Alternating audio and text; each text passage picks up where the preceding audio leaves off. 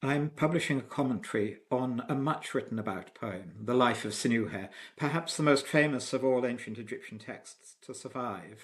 It's been a project that goes back quite a long way for me. I think I first studied Egyptology because of the poem. And it's been a bit slow thanks to the nature of work at Oxford, but it's been informed wonderfully by teaching the poem as a set text. It's also been supported by visits to Copenhagen, and it's been written in many ways under a Danish flag. The book will be open access, and its publication has been enabled by a grant from the Griffith Egyptological Fund. I'm also hugely grateful to the British Academy and Leverhulme Trust for a year-long senior research fellowship, which allowed the project to be completed. Now, where I live in London, there is a very Edwardian garden, created by Lord Leverhulme himself, and I was shocked to realise that this was built in the same year as Gardner's Notes on the Story of Sinuhe was published.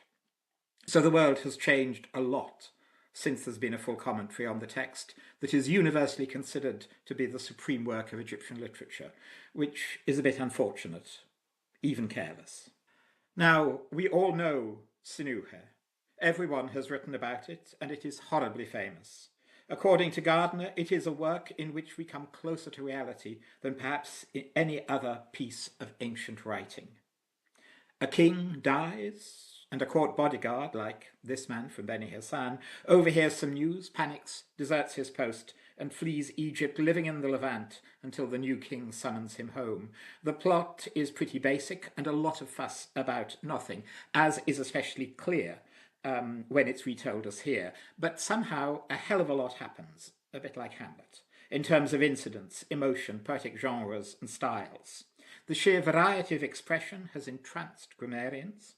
The poem has only occasionally escaped the stranglehold of Egyptian philology, and not always happily. Modern retellings for adults have often been trivializing, such as Guy Boothby's 1904 tale of love, murder, and reincarnation. The only real exception is Naguib Mahfouz's superb Sinuhe's Return of 1942.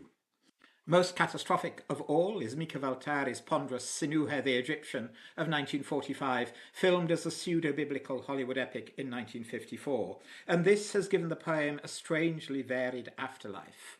There are cafes, one of Dirk Bogart's dogs, and a Slovakian cabaret act. In 2021, the playwright Ben Okri reimagined the poem as a meditation on exile and refugees, but his Afrocentric version was not very favourably reviewed.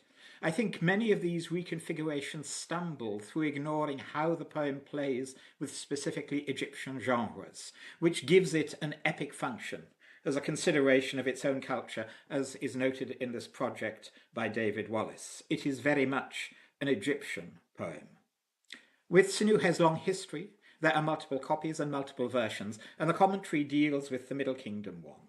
The manuscripts from Thebes and northern Egypt show that by the late 12th dynasty the text was circulated throughout the country in slightly different versions. In the New Kingdom, the poem was transmitted in a more reproductive canonical manner after a significant redaction in the 18th dynasty, but that is really another version of the poem and one that has its own problems. The most extensive Middle Kingdom papyrus, the B manuscript, is from a Theban tomb library now in Berlin. This was written by a scribe who has been denounced as a bad copyist because he corrected himself, but he was clearly an attentive reader, since he refilled his pen at the start of metrical lines, and a detailed collation has revealed that his self-corrected mistakes might be hasty, even careless, but not stupid. And I'm very grateful to the conservator Miriam Krutsch for much assistance going back to 1989 when I first collated a papyrus in Berlin by the same scribe, and her successor Sophie Bretenitz, who has provided infrared and Dino imaging of the scribe's corrections. I really hope to encourage people to go back and look again at the papyrus, as so many published editions have made mistakes and repeated them relentlessly. And I also hope to decolonialize our treatment of the scribe, showing that he was not an Oriental idiot who copied blindly, but an individual with a real engagement with the poem. And developing the concerns of material philology, when we read the papyrus, we see exactly what he saw in the 12th dynasty. The manuscript itself gives us a little common ground. But the poem itself can seem more familiar than it perhaps is, and it's far from transparent, presenting itself naturalistically as a tomb autobiography, like that of Serenput I at Aswan. Egyptologists have often read the poem as a historical record for chronology, dating, politics, and culture.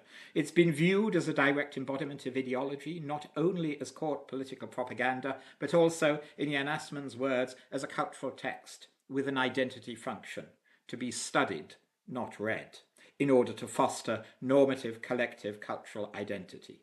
And in countries with a strong interest in biblical history, Sinuhe's description of the Levant has dominated its reception. Accordingly, translations have been largely published as documentary sources, including Elke Blumenthal's magnificent one. And even when anthologized as well literature, it tends to be read as the first novel and valued largely for its antiquity. Nevertheless, the Norton Anthology notes that the poem speaks strongly to our world today, where so many people experience displacement, exile, and the challenges of conflicting identities. So readers are now taking a broader view, although we still need, I think, to be very self-aware about our institutionalized tendencies to read in certain ways, if we want to see the text for what it is. But do we really need another commentary when we know it so well? When the Berlin Dictionary Project has a database of online texts, that is infinitely intertextual, but it rarely goes beyond translation or lexicography. And traditional Egyptological commentaries often reflect the way that academic readers encounter a text, dealing with our professional concerns rather than those of the text itself, which is a single sweep of a manuscript to be read quite rapidly. Such editorial layouts are arguably themselves assimilationist, and I prefer as a model annotated editions such as Alistair Fowler's Paradise Lost, arranged so that there is no separation between the processes of editing and reading the text and reading the analysis. This sort of format embeds the poem in its intertext, helping its readers get a sense of context, registers, and associations that are the very essence of close reading. And this model is in opposition to the approach that the English poet Stevie Smith denounced as the vile slime of commentary, so dull, so pompous, so without hope, and so cruel in its stupidity. Commentary should simply equip a reader, whoever they might be, with the diverse types of information that they need to engage with the text in all its aspects, as open-endedly as possible. And this includes visual images. You will see why later, but here is one example. At the start of the poem, the new Kingston Waswit is met as he returns from an expedition. The poet makes it clear that it's not going to plan, but a glimpse at the reliefs of Seti I shows us quite how much. This is the ideological norm of a triumphant re-entry, but what the poem describes is nothing like that at all, as messengers meet St. Waswit at the border by night with news of his father's death in secret. The role of the commentator is to sift through the data and parallels and present them all to the reader, including paleography, philology, performance, and the poem's passion in a single sweep of notes. As such, it is essentially a humble role. It cannot lay claim to any high academic authority recreating an ideal urtext.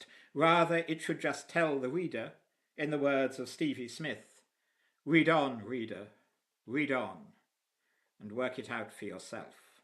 The commentary genre has its limitations, but what it can enable is an experiential approach to reading, charting the nuances of each word, word after word, and trying to reconstruct what sort of emotional and intellectual response they were intended to create in their first audiences. It is all in the detail.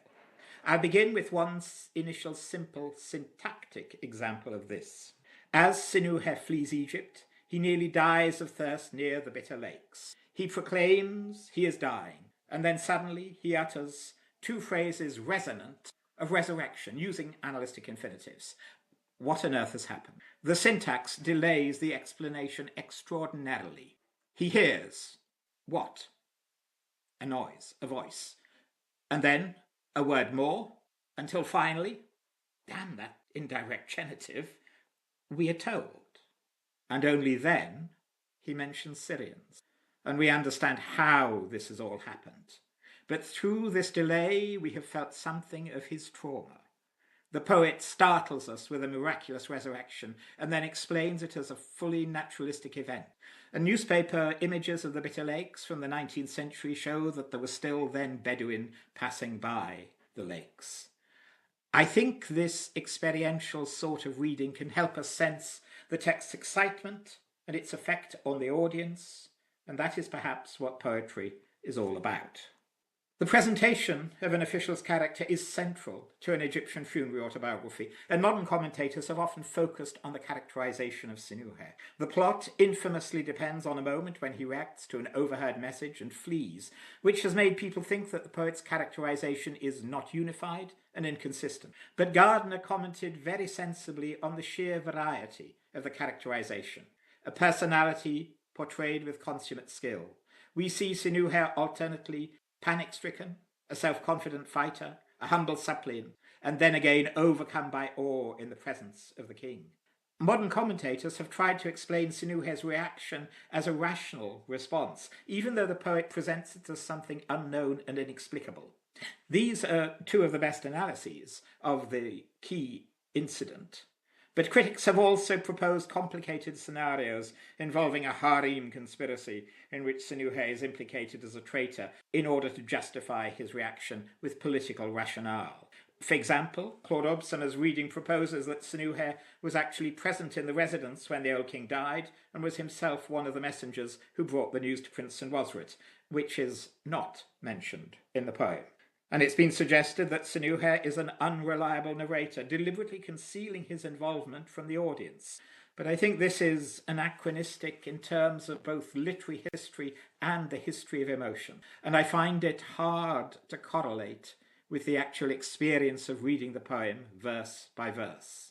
The issue that these historicist rationalizations try to address is that the poet narrates the whole incident obliquely and elusively, exactly as he did with Sinuhe's rescue, as I just indicated. In a sense, the whole narration is similar to the way in which the new king heads home when he hears of his father's death, without letting it be known. The poet stages this incident in the dark, and that is very much where the audience is, taken in the dusk.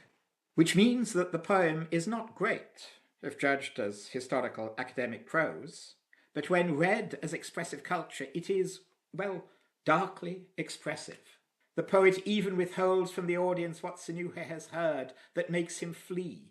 However, he describes Sinuhe's reactions to this in some detail, and I'll focus on a few infamous verses here where he narrates his traumatized reaction to show what a close contextualized reading can suggest about the meaning. Sinuhe overhears something, we're not told. And then this happens. The first word, pesek, is rare.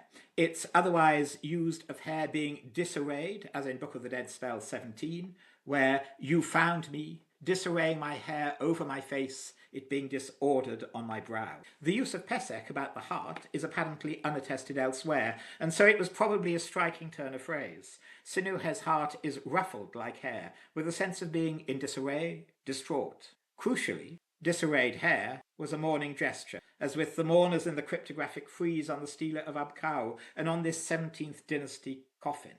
So when Sinuhe describes his heart as ruffled, it evokes an image of mourning. The next verse describes his arms as being spread out, and the raising of arms is another gesture of mourning, as in the funeral ritual in Senet's tomb, and both of these gestures occur together in the later tomb of Amenemhat. The verses, embedded in their cultural context, their visual context, suggest that grief is what Sinuhe feels. Suggests, but does not state. Common words, as well as rare words, set up associations for a receptive audience. In the next verse, a trembling falls on Sinuhe. Hair, to fall, is used of symptoms of illness in medical diagnoses and in spells against poison. But one coffin text spell strikingly uses similar language. A trembling falls in the eastern horizon because of the sound of mourning in the great place. Isis is moaning greatly, and Nephthys is weeping. Horizon and moaning are words that the poet uses elsewhere to describe the reaction in the residence to the old king's death.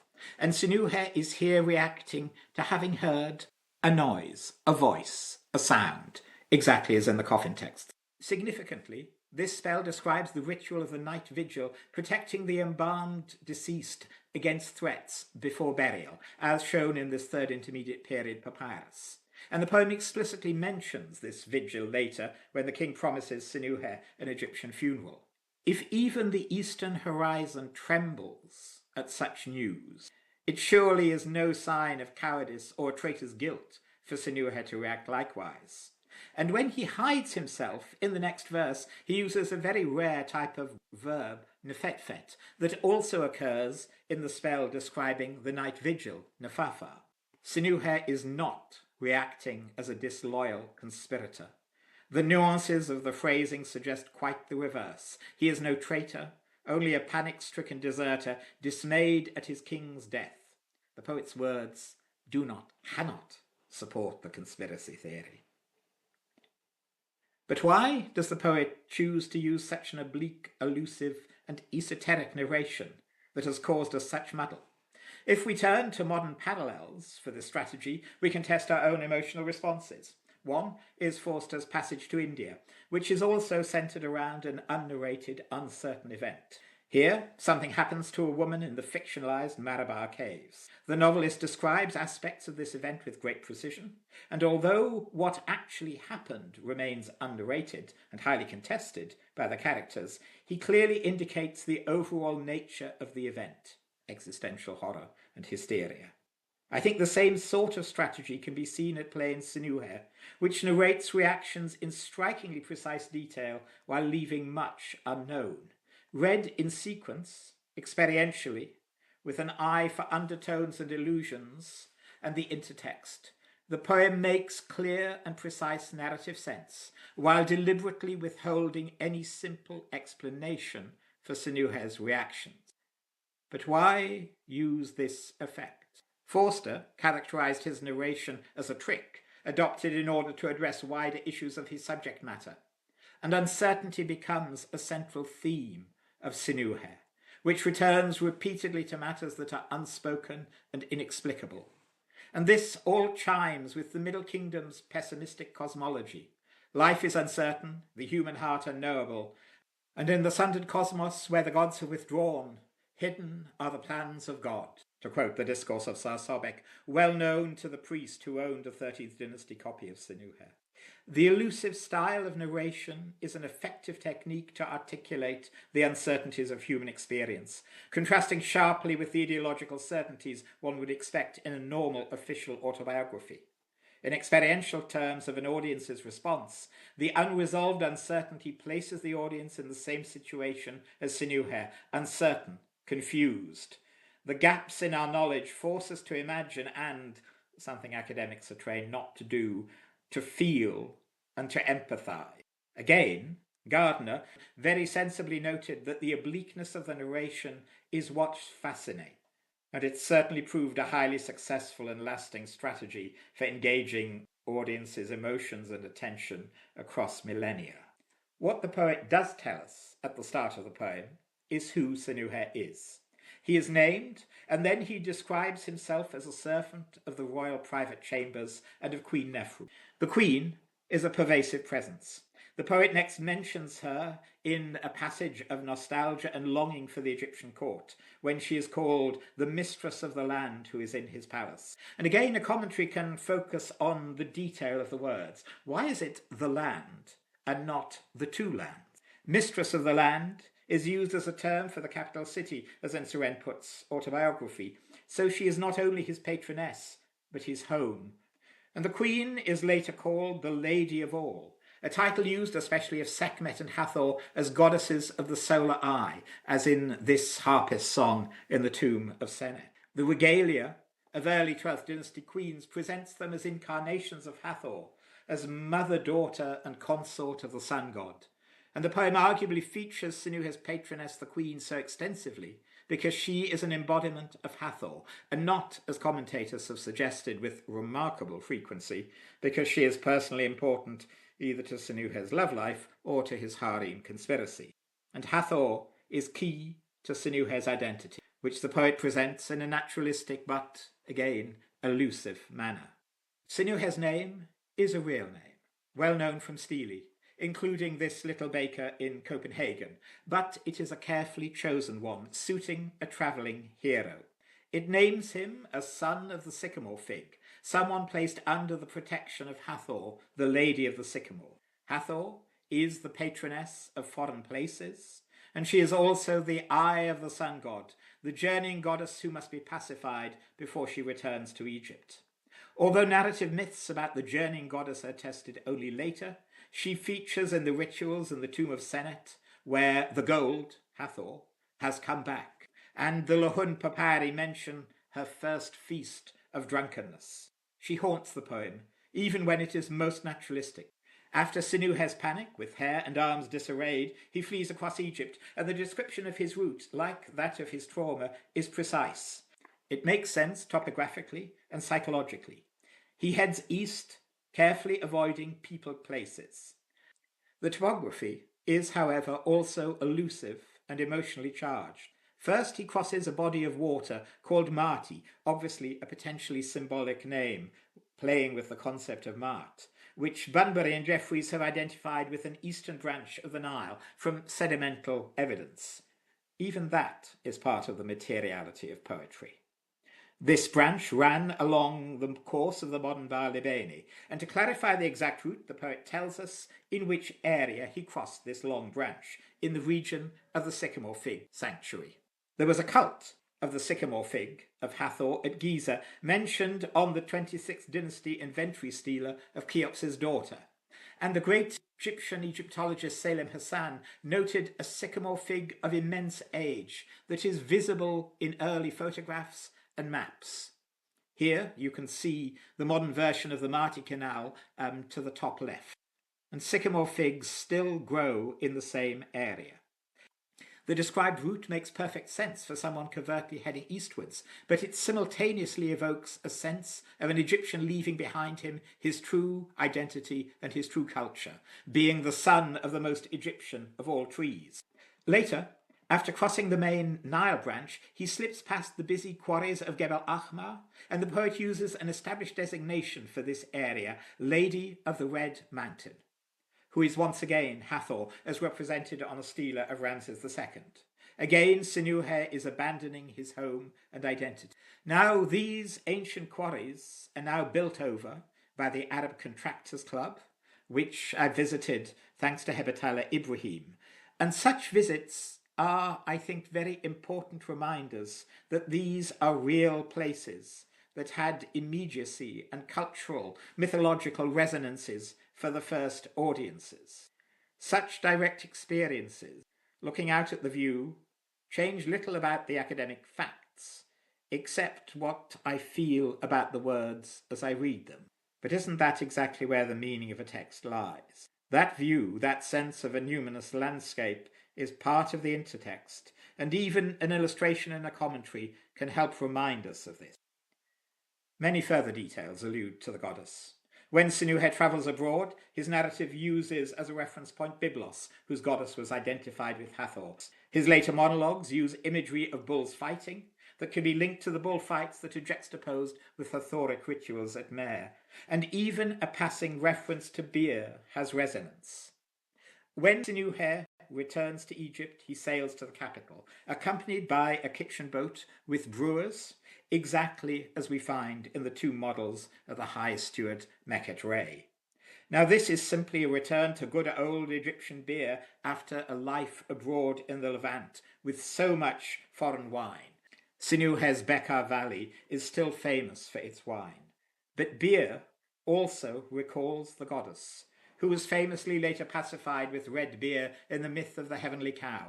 And significantly, the ambivalent duality of the goddess of the solar eye often articulates the dual aspects of the king in court ideology. And she is a dangerous, uncertain, and ambivalent goddess.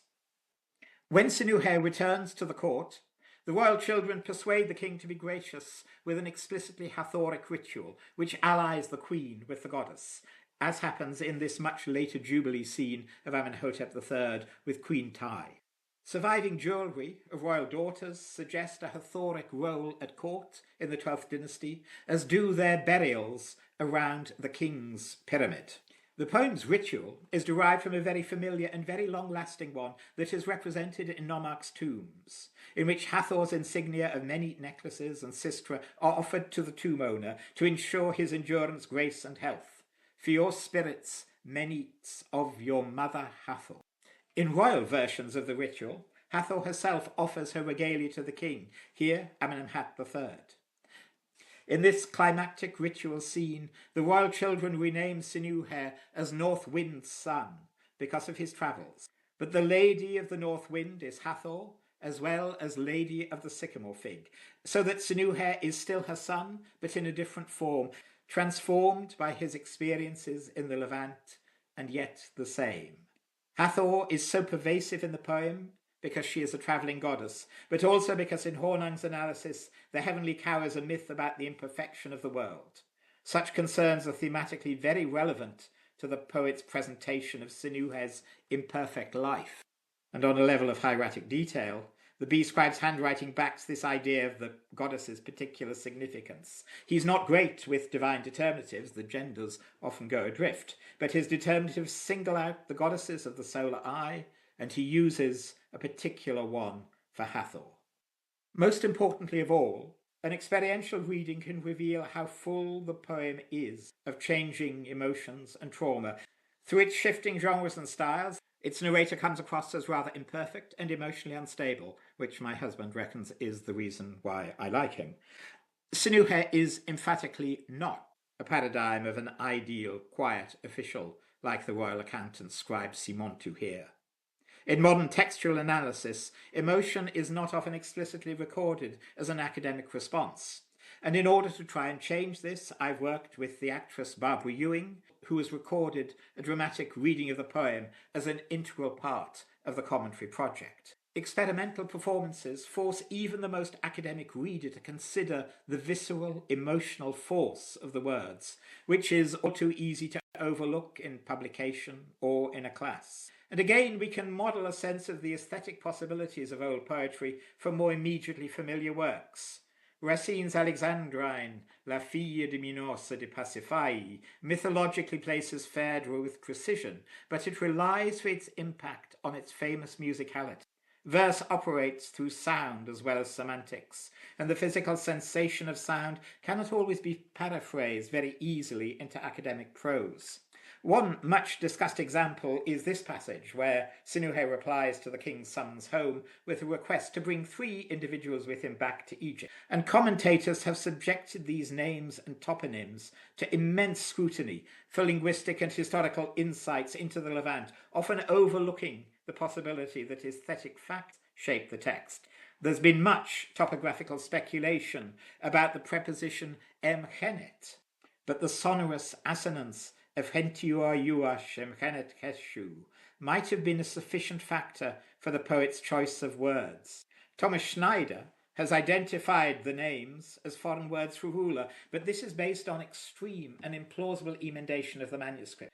And I suspect that most ancient reading communities would not have recognized hentiua yuash as the Luvian word Hantawatis, king, as he argues, but would have heard in it a strange foreign name similar to the Levantine location Hentiash, Lebanon. When read from such perspective, all 3 names recall well-known foreign locations and thereby generate an effective impression of cultural otherness. Such potential and visceral aspects should be absolutely integral to any analysis of the whole poem as a work of expressive culture. The concentric structure of the poem, with its narrative of desertion and return, is centered on a conflict of cultural identities that is staged as a duel between the Egyptian Sinuhe and a foreign rival. As in monumental discourse, here Beni Hassan, the Egyptian triumphs. But the turning point is not this action, but a self-reflective monologue that follows when Sinuhe realizes that his victory is actually meaningless. And here the densely patterned play with words sings out the significance of the verses, ironically echoing other similarly structured verses in the poem, including, of course, his opening declaration, "I was a follower who followed his Lord." As Sinuhe tells the audience in himself how successful his foreign life is, he distances himself from someone who flees and abandons his country. A fugitive flees, but not me. Not me. I am entirely different. His lyric ends with the verse, "Memory of me is in the palace," reaffirming his prosperity. The verse is sonorous and syntactically ambiguous. As well as meaning memory of me is in the palace, it can also mean my memory, my thoughts are in the palace, undermining his contentment in his new home by inserting that he still thinks longingly of Egypt. Which is it? A philological commentator should decide and pass authoritative judgment. In an autobiography, of course, it should be "My memory is in the palace," as in this hymn on a Queen's College Steeler, where the god Osiris is possessor of a fair memory in the palace. Immediately after this, Sinuhe breaks into a desperate prayer to be returned to Egypt. Read performatively, the ambiguity of the syntax expresses the ambiguity of his self-awareness, and the meaning shifts as he speaks, and he realizes that he has spoken more accurately than he thought. He has meant more than he said, and after he says this, he knows his own heart. It is not just a grammarian's crux, and the rawness of a performer's gasp or repetition can give us a touch of experiential, poetic reality. For a philological commentator, the silences of a poem are even more problematic than the ambiguities. But in performance, silence can work wonders. In Coriolanus, the hero's fate is sealed with the stage direction, "holds her by the hand silent." Bellini's Norma, written the same year as the B manuscript was discovered, incidentally, the emotional climax is not only the high note of the soprano's self-realization, but also the stunned silence that follows. In the recognition scene of Sinuhe, a new stanza starts as the king addresses the courtiers, with Sinuhe collapsed and unconscious before him. The silence of the stanza break in performance will have provided a suspenseful pause before the king speaks, which makes it clear that Sinuhe has been silent and has failed previously to answer. And his person said to one of these companions, "Raise him up, let him speak to me." And his person said, "Look, you have returned." The exact repetition of "and his person said" is unusual in the poem. The verb form is a significant signal of the royal tale genre, but its repetition emphasizes that the king still has got no reply from Sinuhe, and so he has to speak yet again. A performer can bring this out very effectively with another ominous pause. Once experienced like this, the words do not read the same, and this growing sense of tension arguably resolves a long-standing philological crux at the end of the king's speech. As his impatience grows, he even commands, "So be afraid of punishment." The emotions in this scene are high, but not simple. The king is as dangerous as Hathor Sekhmet. The human heart is flawed, the world is uncertain, words mean more than they say. A commentary must read beyond philology, between the lines, in the echoes and resonances, even in the silences between the words. When read experientially and performatively, Sinuhe narrates and re-narrates his trauma and gradually seems to admit what has happened. As Parent noted, Sinuhe delays using the word flight about himself, and he defines his fatal grief-induced feelings as the named emotions of fear and terror only retrospectively when he reenacts them before the king in the court scene. His narration is a matter of performative self-fashioning that enacts a process of self-realization. In their ritual lyric, the royal children offer a final explanation for his desertion, identifying what he felt then as a loyalistic fear for the new king, and making his reaction and flight into something supremely normative. Similarly, concentric patterns in the plot and phrasing make good what has gone wrong. At the start, Sinuhe was dragged away, Setchar, by his heart, and at the end he is ushered in, Setchar, into the king's presence. The poem ostensibly contains the trauma. The normative style of a commemorative inscription symmetrically enclosing the unusual narrative of his life abroad, and we are given a happy ending with the courtier favoured by his king and buried in a pyramid, a programmatic celebration of Middle Kingdom culture. But In context, that pyramid is quite an extraordinary ending, too good to be true. As the first audiences would have known, no non-royal person was ever actually buried like that in the 12th dynasty. This fictional tomb is so naturalistically narrated that American excavators in the 1930s attempted to identify one of the subsidiary pyramids in Senwosret's complex at Lisht as Sinuhe's. And the poem does mention the pyramid in some detail. Sinuhe's pyramid is in the midst of the pyramids and amongst the royal children's. And this discordantly unnaturalistic feature, this gap, this fissure, really stands out. And the same is true of the royal children's explanation that Sinuhe felt exactly what a loyal courtier should. These resolutions do not quite work in detail. His anguish and uncertainty are not so easily dismissed, and the vivid descriptions linger in the audience's mind. When read emotionally, the poem does not quite work as a cultural text. In experiential terms, it's rather like a performance of the Goldberg variations. At the end, the aria returns and is the same, but it never sounds or feels the same. There's no return without remembering what has happened in the meantime. All is well at the end of the poem. The king is kind, the gods and the state are just, but we cannot forget. And the poet is very careful to make sure that we don't, using words that carry past association.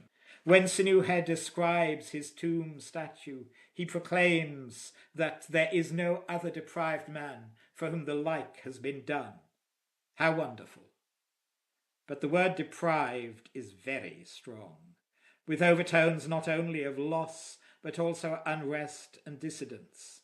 At the final moment of resolution, a golden image in a pyramid, the poet reminds us with a single word that we know that things have not been quite that simple.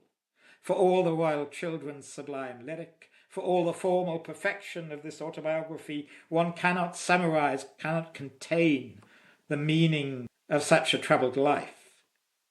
As Virginia Woolf noted, life is not susceptible to the treatment we give it when we try to tell it.